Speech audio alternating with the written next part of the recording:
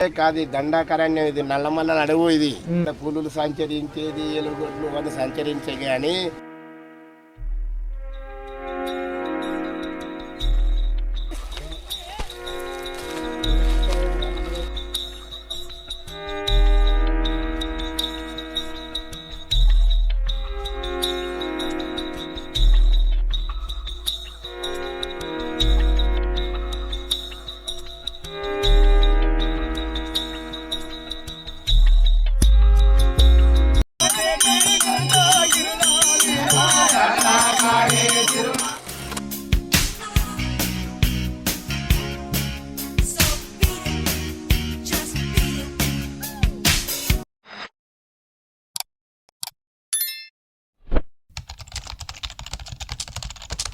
Hey guys, భక్తులందరూ ఇక్కడనే స్నానం ఆచరించి దేవుని వద్ద బొట్లు అంతా పెట్టేసి నైవేద్యం తీసుకొని మరలా కొండ మీదకి వెళ్తాం.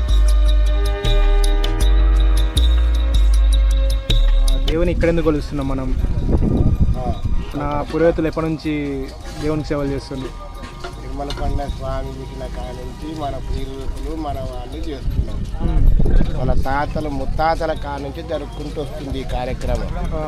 టౌన్ వాళ్ళే దీన్ని పూజించే వాళ్ళు, పడాల వాళ్ళు, పూజా కర్తలు అని అంటే ఈ దేవుని కొలిచేది వాళ్ళు. అది టౌన్ వాళ్ళే దీనికి సమర్థులు. ఈ పూజకు వైష్ణవ సాంప్రదాయకులు కాబట్టి వాళ్ళే దీన్ని నిర్వహించే వాళ్ళు. ఈ గణాలు అనేది అవసరకుంట కొత్తకుంట వాళ్ళు గణాలు ఉండేది.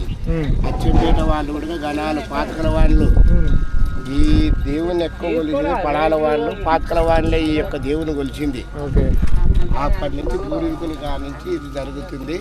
మరి ఇక్కడికి ఎందుకు వచ్చిందంటే, అయితే ఫస్ట్ అక్కడ బాజిపల్లి కాడ ఒక పాదం మోపి అక్కడ నుంచి నల్లబండ దగ్గరికి వచ్చిండు, మన బల్మూరు దగ్గర.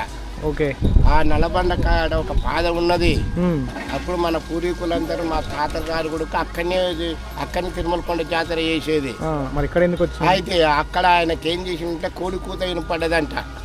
ఈ కోడి కూత వినపడితే నేను ఇక్కడ గ్రామం దగ్గర ఉండ కాబట్టి నన్ను పూజించాలి కాబట్టి ఈ యొక్క 3వ పాదం ఇక్కడ పెట్టిండు. ఏది గుట్ట మీద ఎన్నోని గుట్ట అంటారు దీన్ని. అక్కడ పిలిచిండు. అప్పటి నుంచి నుంచి మన పెద్దలందరూ ఇక్కడికి వచ్చి ప్రతి పాల్గొన మాసమునందు దశమి కావచ్చు, ఏకాదశి రావచ్చు, చతుర్దశి రావచ్చు, ఈ పాల్గొన మాసమునందు దీన్ని కొలచడం జరుగుతున్నది. ఈ పాల్గొన మాసంలో మనం అది కూడా శివరాత్రి వెళ్ళిన 2వ వారం రోజు ఇది జరుగుతుంది. ఇక్కడ నుంచి ఆయన తిరుపతి వెళ్ళి అక్కడ శిలారూపం వెలిచిండు. ఇక్కడ నుంచి వెళ్ళిండు ఆయన. అందుకోసం అటుతో భక్తితో ఇక్కడికి వచ్చి మనం ఆ తిరుపతి పోయిన దానికల్లా ఈ యొక్క తిరుమలకొండ దగ్గరికి వస్తే మహాపుణ్యం జరుగుతుందని ఆ ప్రాంతంలో అంత దూరం పోకపోయే వాళ్ళు. కాబట్టి ఇక్కడనే వచ్చి మన ఈ ప్రాంతం వాళ్ళంతా ఈ దేవుని కొలిచింది కాబట్టి అప్పటి నుంచి తిరుమలకొండ స్వామి అని పేరు ప్రఖ్యాతం వచ్చింది. ఇక్కడ కూడా ఇట్లాంటి తాగుడ తిండి లేదు. భగవంతుడు నిష్టతో తిరుపతిలో ఏ విధంగా టెంకాయలతోటి, మరి నిష్టతోటి, మరి మధుమాంసాలు లేకుండా పరమ భాక్షలతోటి, పరమాన్నంతో ఇక్కడ దేవునికి నైవేద్యం చేసి ఆయన కోరికలు మనం మొక్కుంటే ఆయన మన మొక్కుల ప్రకారంగా ఆయన కోరికలు తీరుతున్నాయి కాబట్టి అందుకో ఈ స్థలానికి మనకు ఈ ప్రఖ్యాత ఉన్నది.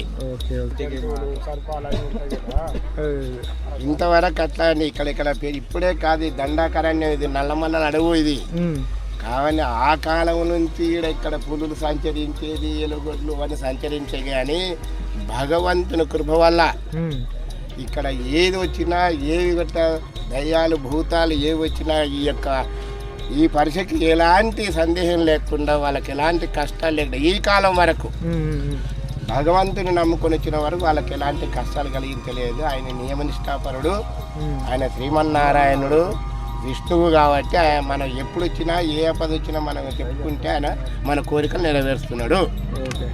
అర్ధరాత్రి కొండపై 1 గంటకు ఎక్కుతాం మనం. అప్పటి నుంచి అయినా కానీ మనకి ఇంతవరకు ఒక్కడికి ఒక హాని జరగలేదు. అంటే భగవత్ కృప ఉన్నది కాబట్టి ఈ భగవంతుని మనం కొలవడం జరుగుతుంది. అందుకోసం ఇక్కడ ఈ జనం పరిసర రావడం జరుగుతుంది.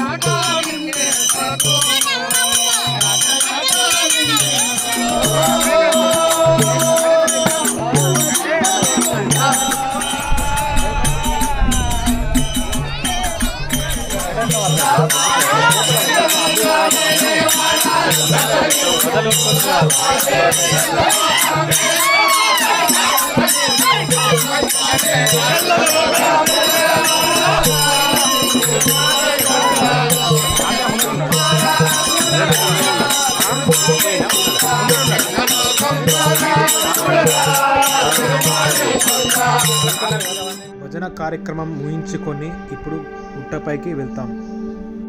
సో గాయస్, ఇదే దేవుని గడప అంటారు. సో ఇక్కడ నుంచే మనం ఆ టాప్కి ఎక్కబోతున్నాం.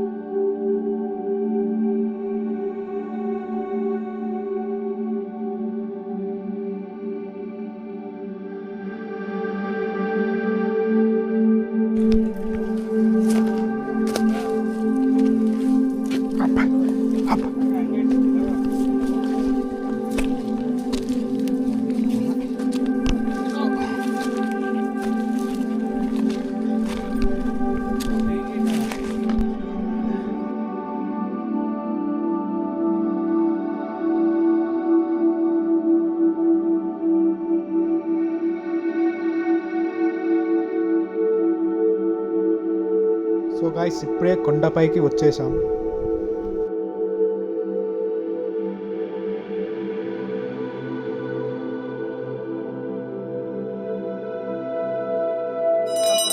మంగళం. ఓం ఆయమోత సమహోత అస్తో. ఓం నమో భాస్వరేశ్వర వైరాగ్యం ధ్రువశోభనే శ్రీమోహే మహందోషే శుక్లపక్షే దివాలే ఘాతం యజ్ఞాయ యజ్ఞపతే దేవే మంగళమణి మంగళమణి మంగళమనరే మంగళమణి పాడరే మన తిరుమలేశునకు కరి రాజా వరదని గిరిరాజా వరద నీకు దివ్య మంగళం గిరిరాజా వరద నీకు దివ్య మంగళం. సో గాయస్ ఇక్కడ చాలా జాగ్రత్త ఉండాలి, కొంచెం స్కిడ్ అయినా కింద పడిపోతాం.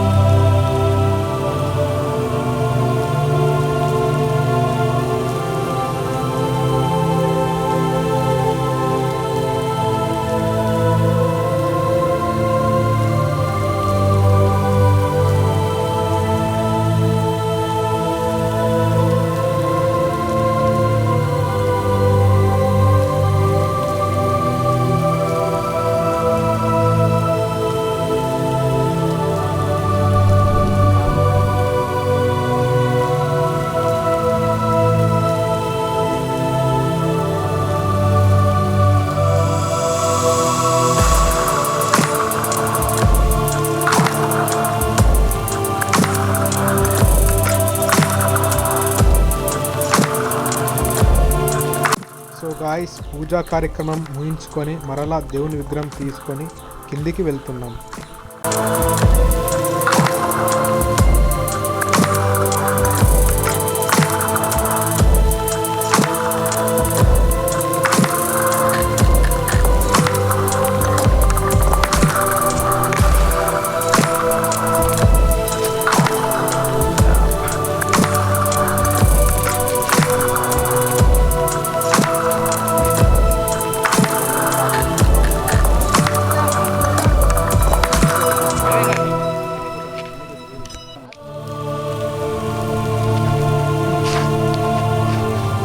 ఉంటాయి ఫ్రెండ్స్ కష్టాలు.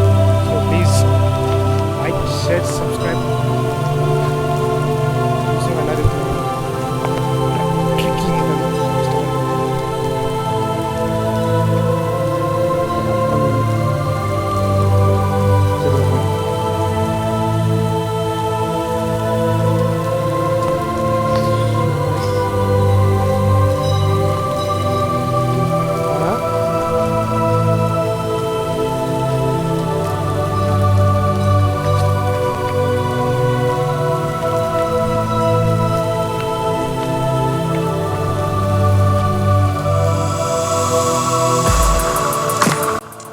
క్రిందికి వచ్చేసాం.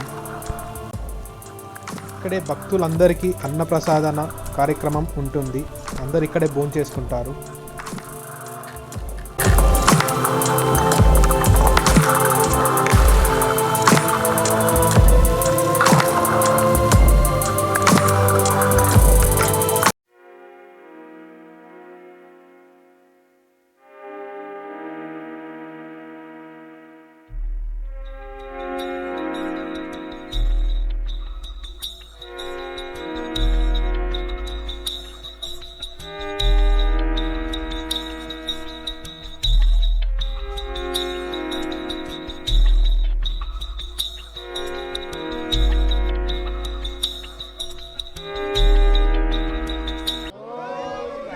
సో గాయస్ దేవుణ్ణి మరలా బల్మూర్ గ్రామానికి తీసుకువెళ్తారు.